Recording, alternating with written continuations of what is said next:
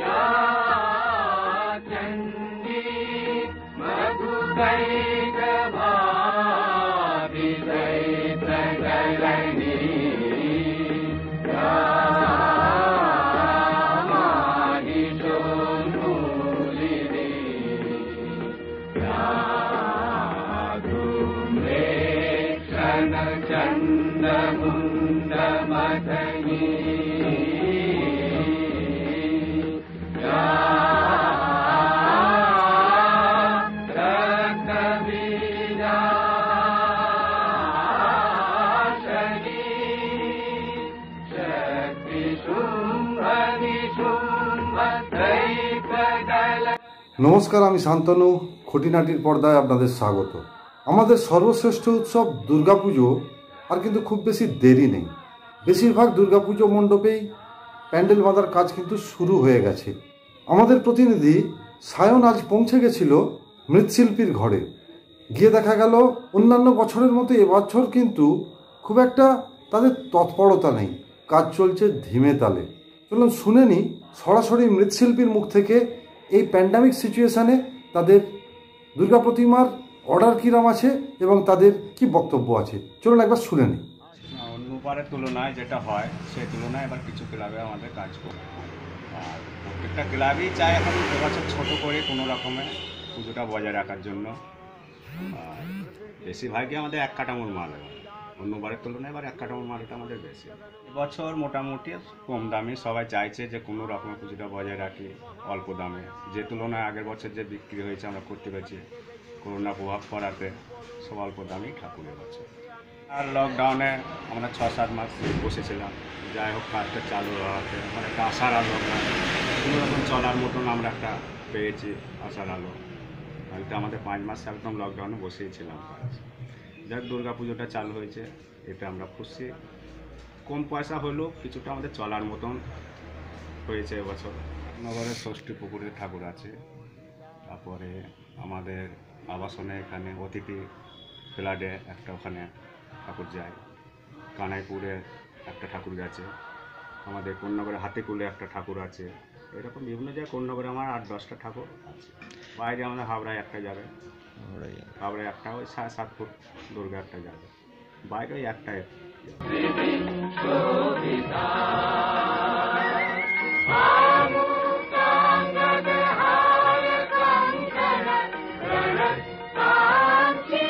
শুনলেন আপনারা মৃৎশিল্পী কি বলছেন। এই করোনা পরিস্থিতিতে শুধু রাজ্য নয়, এর প্রভাব পড়েছে পৃথিবী জুড়ে। সমস্ত রকম আনন্দ অনুষ্ঠানে পড়েছে ভাটা। তারই মধ্যে কিঞ্চিতে বঞ্চিত প্রত্যেক জায়গাতেই সরকারি নির্দেশ অনুযায়ী অনেক রকম বিধিনিষেধ মেনে করতে হবে পুজো, তারই প্রস্তুতি চলেছে বিভিন্ন জায়গায় জায়গায়। এবার একটু অন্যরকম খবরে যাই। উত্তরপাড়ার বিধায়ক তথা কোন্নগরের মানুষ বিধায়ক প্রবীর ঘোষাল আজকে এক রাজনৈতিক কর্মী সম্মেলন করলেন। সকাল 10টা থেকে ছিল সেই কর্মী সম্মেলন, কিন্তু 9:30 বাজতে না বাজতেই দেখা গেল জনস্রোত চলেছে সেই কর্মী সভার দিকে। তার অগ্রভাগে চলেছেন কোন্নগরের প্রশাসক বাপ্পাদিত্য চট্টোপাধ্যায়। 10টার মধ্যে পুরো হল পরিপূর্ণ, এবং শুধু হল নয়, হলের বাইরেও যে একটা বড় মাঠ আছে সেই মাঠটাও কিন্তু ঠিক ঠিক করছিল মানুষের ভিড়। মঞ্চে উপস্থিত ছিলেন বিধায়ক প্রবীর ঘোষাল, বেচারাম মান্না, স্নেহাশিস চক্রবর্তী, দিলীপ যাদব, পিনাকি ধামালি এবং অন্যান্য বিশিষ্ট নেতৃবর্গ। সেসব টুকরো টুকরো ছবিও একবার আমরা দেখে নেব।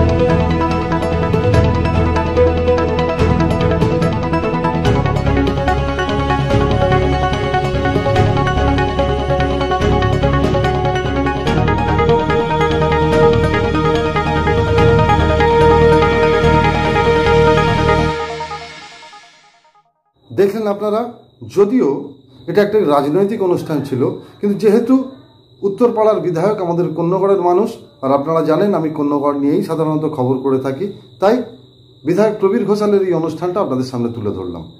এরপরে আমরা সরাসরি দেখে নেব কোন্নগড়ের করোনা পরিস্থিতি ঠিক কোন জায়গায় দাঁড়িয়েছে।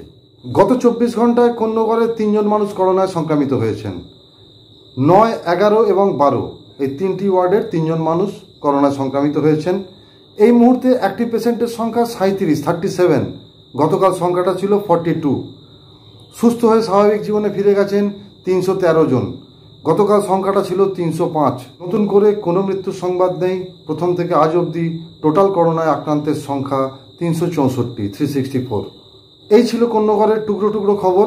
আমরা চেষ্টা করি আমাদের সাধ্যমতো কোন্নগড়ের বিভিন্ন ছোট ছোট খবর আপনাদের সামনে তুলে দেওয়ার জন্য।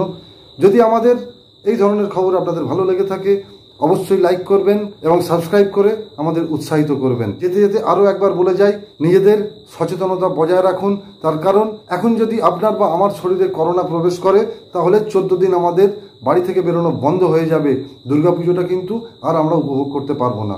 সকলে ভালো থাকবেন, সুস্থ থাকবেন। শুভরাত্রি। খুঁটিনাটি সবার আগে, সবার পাশে, যেখানে সেখানে, যখন তখন।